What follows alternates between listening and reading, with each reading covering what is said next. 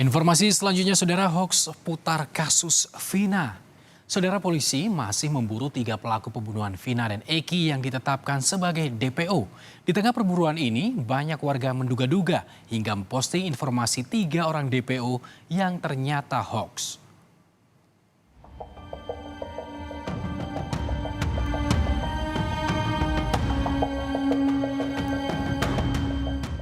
Publik kini semakin bertanya-tanya bagaimana penyelidikan yang dilakukan oleh polisi untuk menangkap 3 pelaku pembunuhan Vina dan Eki di Cirebon, Jawa Barat.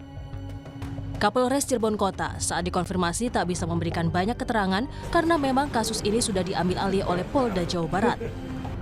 Pemeriksaan saksi, dokumen berkas penyelidikan hingga menyebarkan identitas nama 3 pelaku yang telah buron selama 8 tahun ini sudah dilakukan. Namun sampai saat ini, kabar keberadaan ketiganya belum juga mendapat titik temu. Dari Mabes sama Polda itu kan? Itu tentunya merupakan suatu proses tindak lanjut. Artinya sekarang ditangani oleh Polda Jabar. Polda Jabar sama Mabes, Pak? Oleh Polda Jabar dan diasistensi oleh Mabes. Oh, berarti Polres Cirebon itu hanya mendampingi backup aja gitu? Pendampingan. Dan hasilnya pun nggak dikasih tahu. Nanti dari Polda yang akan merilis update.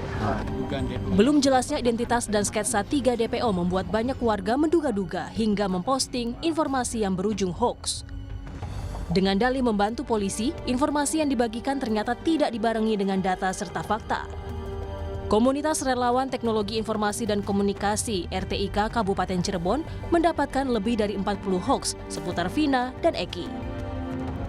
Bahkan akibat kabar bohong ini ada warga yang mengalami depresi hingga hendak bunuh diri.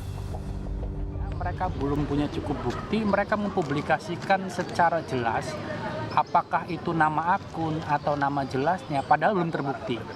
Hal itu berdampak terhadap orang-orang tersebut yang ternyata dia tidak terlibat sama sekali.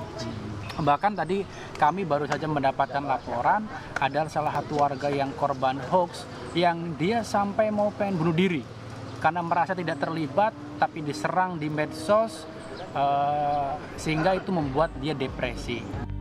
Kasus pembunuhan Vina dan Eki pada 2016 lalu harus segera diselesaikan. Polisi juga diharapkan segera memberikan keterangan yang jelas atas rilis 3 DPO Peggy alias Perong, Andi, dan Dani.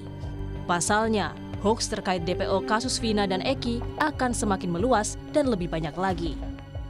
Muhammad Syahri Romdon, Kompas TV, Cirebon, Jawa Barat.